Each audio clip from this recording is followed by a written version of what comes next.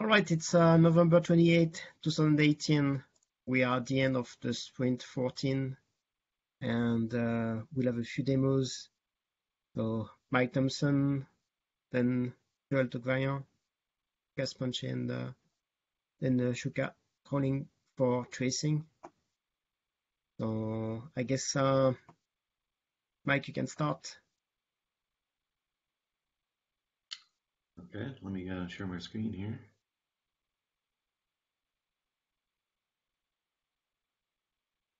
So does everybody see my screen now? I think it's coming. Okay. Yes, I see. Yeah. Okay. So for Team Saturn, kind of an overview, what we were focused on is better visualizations and settings that don't lose their settings when you come back into the screens, which I think people have been annoyed with in the past, and setting it in one screen and having a different setting in another screen. So we've done a lot of that stuff via Redux global state. So just going down the list here. So some of the UI dev tasks we worked on was ensuring that this is kind of a small bug, but annoying. Let me show you what it is.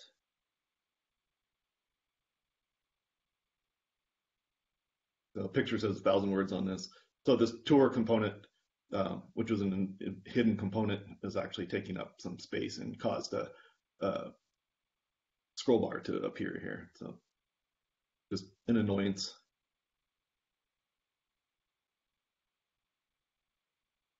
The animation icons in SVG were redone.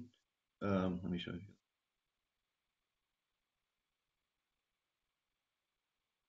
So before, the node badges and stuff were all tucked in under the traffic animations.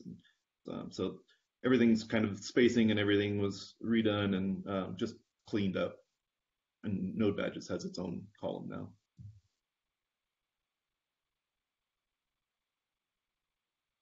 now.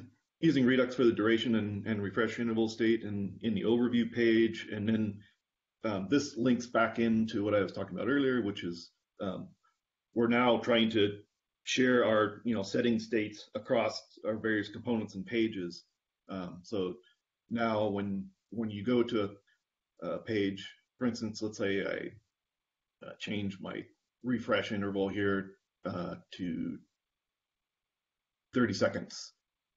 Before, when I'd go into the overview page, it would have whatever the overview page had. So it had say 15 seconds. So now that's all, and also on the detail pages as well.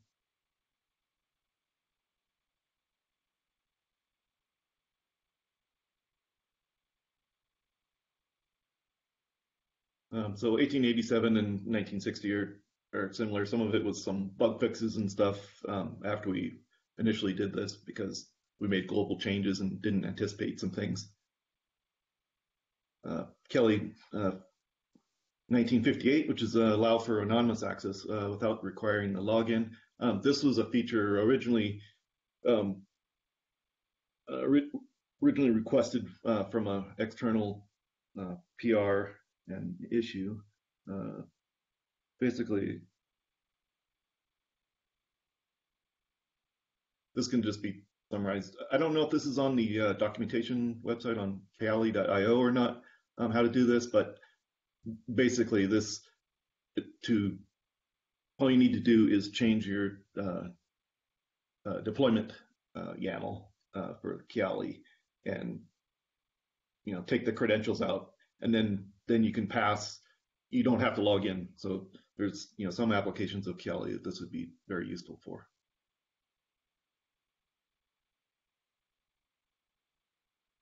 Fixing the metrics dropdown, not refreshing. This was another one of the fallouts of Reduxifying all this stuff.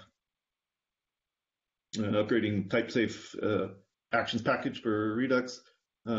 This should be a small thing, but actually they changed a lot of method signatures, so that was a little bigger issue than we anticipated. Using Dogre for the layout of compound nodes. Yeah, this one's nice. go.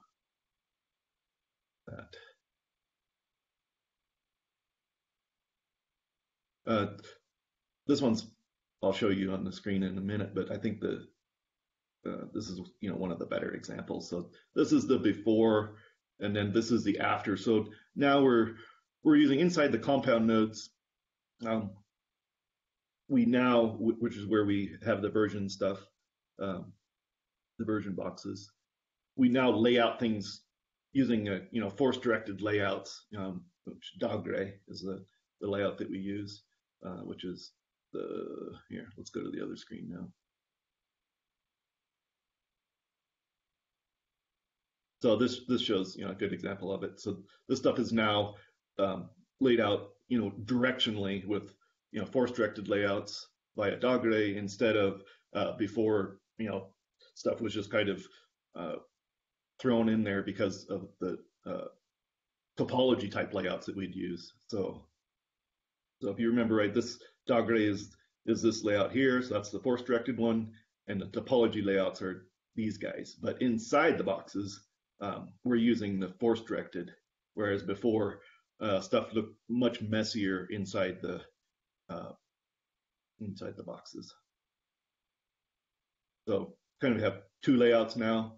One layout for the topology in the big picture, and in the smaller picture inside the boxes, we do the force-directed layouts. So anyway, that's a nice visibility picture. I think helps understanding things much more.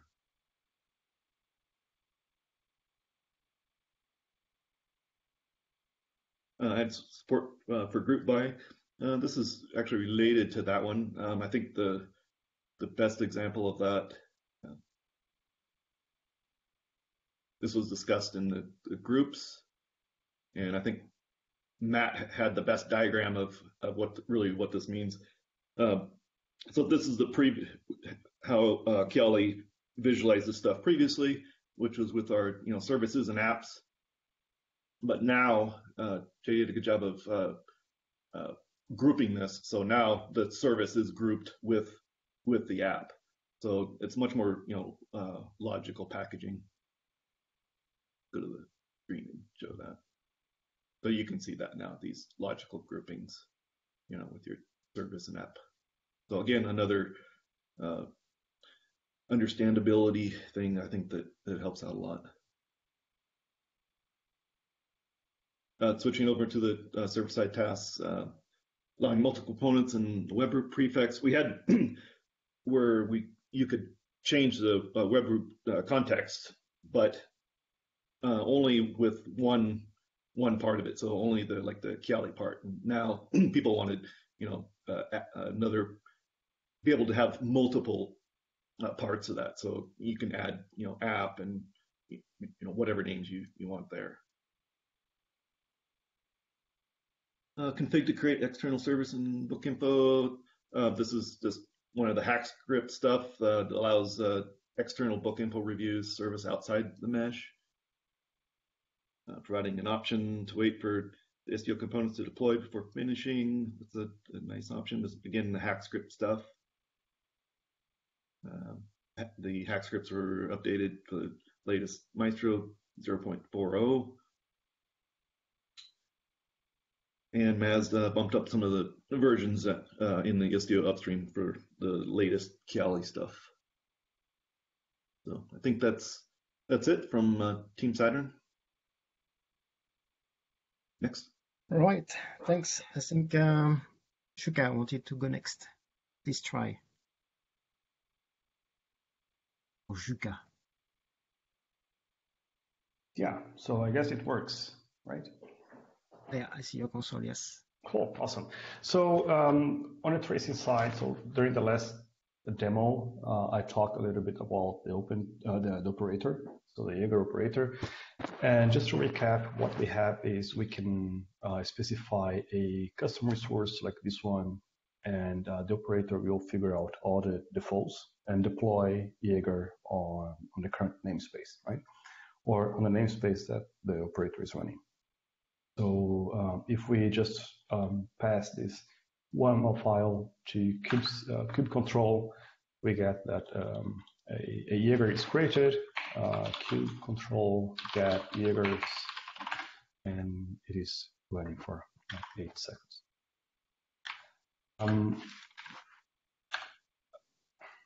Except that the operator is not running. Right, so now the operator is running, the resource is there. I mean, my Kubernetes knew already about the custom resource definition, and now I also have get pods. I also have my simple pod running. Now, the difference from that time and now is that I'm now running on OpenShift, so not Kubernetes. And we detect, or when we are running on OpenShift or in OpenShift, what we do is we create OpenShift specific things. Right? So what we do is we create routes, for instance. Yuka, are we supposed to be seeing something on screen while you're typing? Yeah. We probably are. I'm not seeing anything change. I can see stuff. I see what he's typing. Okay, maybe it's something with my screen then. And can you see my browser as well? Yes, we see. Okay, cool. All right. So what I did here is I installed my custom resource, just like, and because I'm running in OpenShift, the operator knows about it and creates a route. And I just got the address for the route here, used HTTPS, and not only the route was created, but also an OAuth proxy was deployed. Right, so we have security by default in front of the Jaeger query service. So I can log in with my developer or admin, or any OpenShift credential, and I'm logging into Jaeger UI. So it's protected by default from version 1.8 and on of the operator. Yeah, so I guess that's the demo that I had for the tracing side. Okay, thanks. We're going back to Kiali now. I think Lucas is next. Yes, let me share my screen. Can you see my screen? No. Yes, well, no. Wait, yes. Yes, Right. no? Yeah. Okay, thank you. So okay, for this sprint, so basically we're focused in several features, but also a lot of bug fixing, that's hardening to the project. And I would like just to spot in a couple of nice, interesting features that we have. So now, one thing that we introduced in Kiali, in the overview page, we started just showing here, grouped the health by workloads, grouped by namespace. Also, we introduced in the past sprint also grouped by applications. Remember the Istio concept of level by applications, and now we have complete the overview page, just grouping by services. So in one dashboard, I can also to say what are the health of my services or workloads on. Okay. Another feature that I would like to show is that remember Istio offers Galei as a first component to detect and validate configuration, and Kiali is complementing what Galei does, just also adding new semantic validation. Semantic in the meaning that Galei is more focused into the scheme validation, and Istio is focused on, okay, I want to check if my networking configurations is correct according to the other services that I have deployed. So we have extends this validation to the gateways, and now we can detect more bug situation. For example, imagine that we have several gateways pointing to the same host. This probably could lead in some problem. Now let me do with problems. Okay, I created one virtual services and two gateways. Just by mistake, I created the same gateway in different namespaces. And I expect that Galei, for example, should okay if I check by Istio type, and I want to check my that I can just detect, okay, on this case, I have more than that gateway for the same host port combination. Okay. Also as well, if I browse into the services and I go to the product page, for example, and I now have virtual services pointing to a gateway, I also we are also add more links to all the configuration to browse. Okay, this virtual services is referring to a gateway, and I can just to move into the all the configuration to understand why, for example, I'm expecting some behavior and I don't see in the telemetry reflected my configuration. Probably you have something wrong. The idea is that Kiali can help to the user to detect this situation. Another improvement that we did in this sprint is we have refactored how we present the policies, the rules policies of Istio. For example, we are going to create a ratings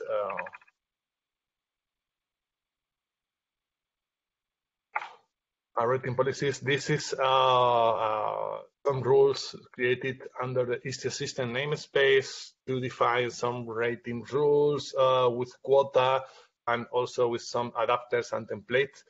So in the first, in our first approach was try to do it all together. But on this case, what we are going to do is just to separate the rules with the templates for easy edit modifications. For example, now we can see Istio adapters, and we can also to browse by the templates in a more easy way to in the next steps to edit them. Okay, so now I can also to check separate it, and also I can in this case we can delete them or like we are as we have in work in progress, we can also to edit them in for next sprint. So one thing that is not yet is a proof of concept, is work in progress, is that as we can show, the idea we are progressing also to allow to modify configurations within Kiali. Okay, this is, for example, is a work in progress, it's a proof of concept, but the idea is that in the future we are going to, for example, when we detect that we have something wrong, we can easily just to, okay, I want to edit this one and I want just to check this. And for example, to, okay, modify the destination rule. And now this one is also with some problems. I can also try to fix them. And I can check, okay, how I can fix my configurations in a more easy way. But this version is not happening here. And I can modify it and I can go back and check that now all my configuration are fixed. Okay. That's it for my side. I guess that Joel is now going to show another proof of concept or work in progress work. So from my side is everything I wanted to show. Thank you. Yes, okay, I'm sharing my screen. Okay, so you should see it. I have a running OpenShift cluster with with Kiali installed and an application that is running. Let me retrieve it. So I have what I want to show here is a proof of concept about runtime monitoring that we are going to add in Kiali. The idea at the moment, just for this proof of concept, is to show metrics from any runtime running in a pod in Kiali. So in my pod, I have a Vertex application, and what I added to my deployment in Vertex is some annotations here. So the first two annotations are telling Prometheus to scrape this pod and then to gather all the metrics. So I also had to enable the Prometheus metrics in Vertex, of course. And so it's going to be scraped for everybody here. And I'm also adding this annotation here that says that I want to show a Vertex dashboard in Kiali. And so at the moment, some part for the proof of concept, so some parts are hard coded. So like here, the vertex tab is hard coded, and it's in the proof of concept, it's always there, but in the end, of course, it will be dynamic.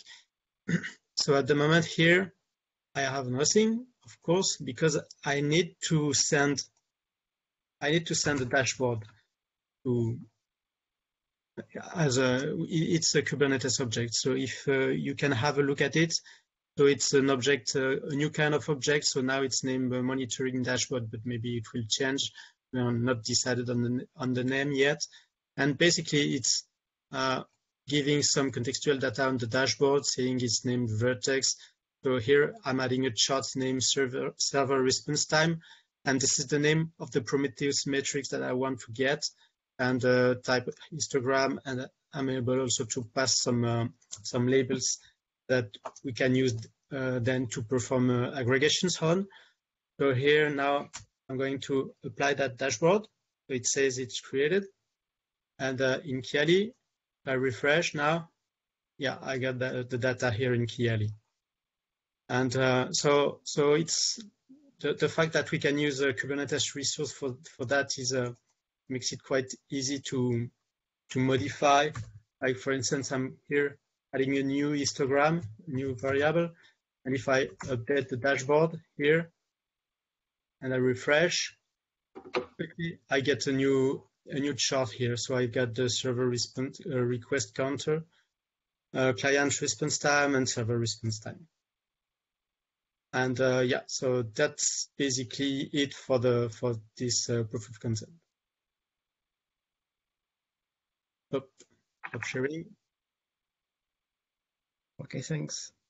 If you have a demo in December, Jose Julio has something for you. I don't know if he's ready to show it.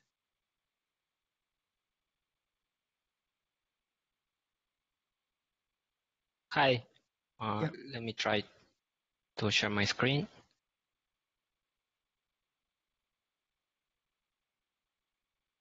Can you see my screen? Yep. Okay, great. Here is something we wanted to show. The traffic animation, but when Christmas comes, then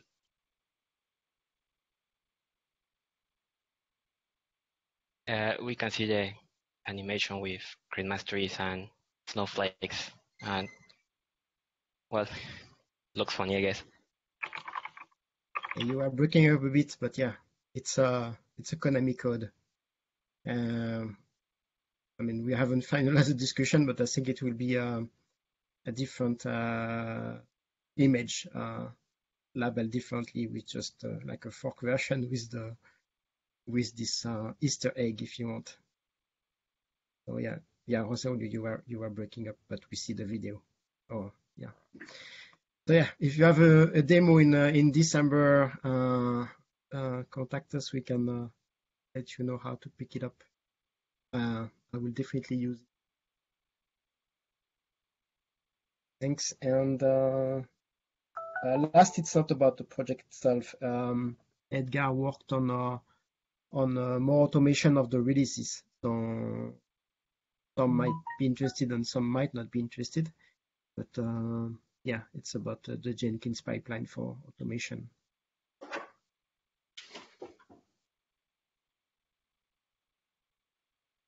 So Edgar. Okay, can you see my screen? I see your screen. I hope it's yours. Yes. Yes. Right. Okay, so this sprint I have been doing some work for automating the releases. This includes the process of the Jenkins pipeline, because it's implemented in Jenkins. This is plain will be detailed in the releasing document. It's not merged yet, but I hope it will be merged soon. The pipeline, what we'll do is basically release both the backend and the front end. These are the steps that are performed by the pipeline. So it just checks the code, it builds the code, it runs tests, and then it releases to npm and Docker Hub if all tests pass. It will also create tags and branches to the repositories. And also will prepare some PRs to bomb versions for the next release. My work is on a Jenkins pipeline. I have a local Jenkins instance. I have not yet managed to configure in a public instance. But what I can do is to show here the latest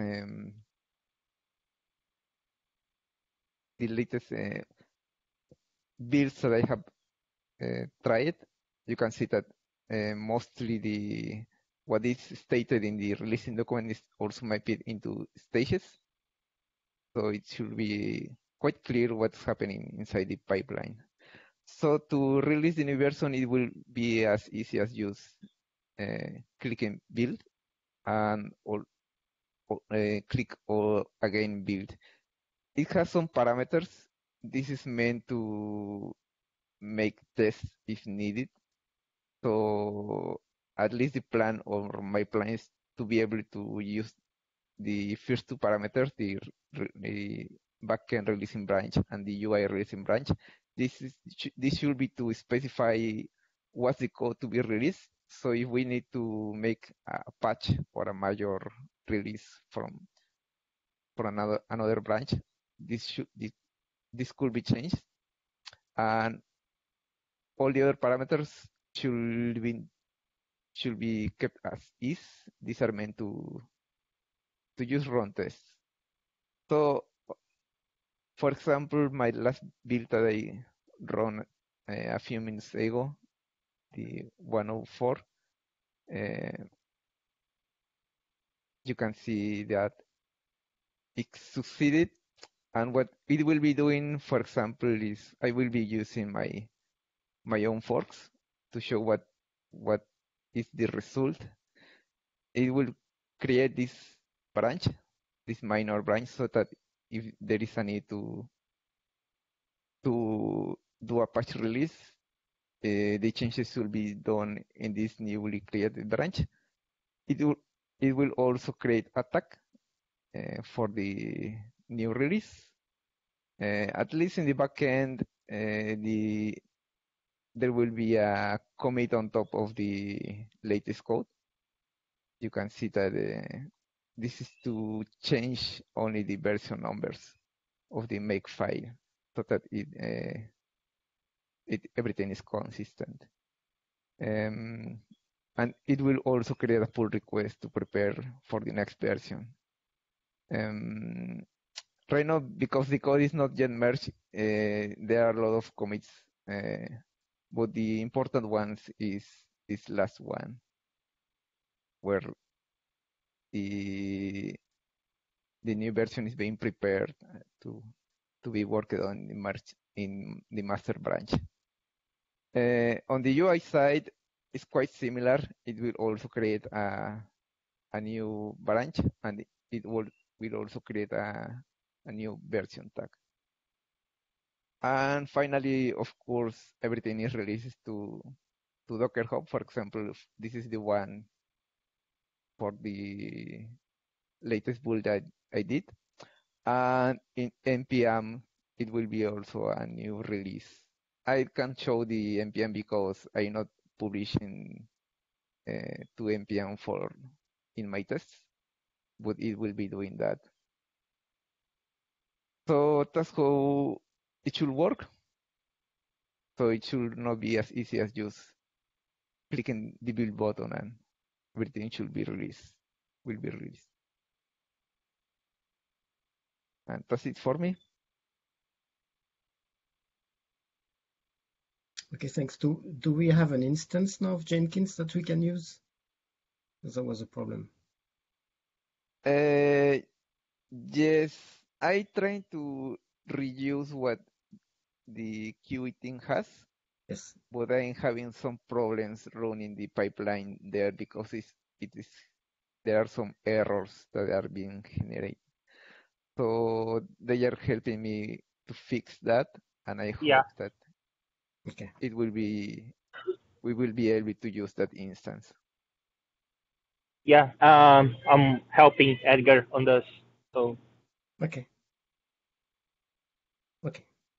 Thanks. All right, I guess that concludes the sprint demo. There was a lot today. It was great. Thanks a lot, everyone who attended and everyone who spoke. Thanks.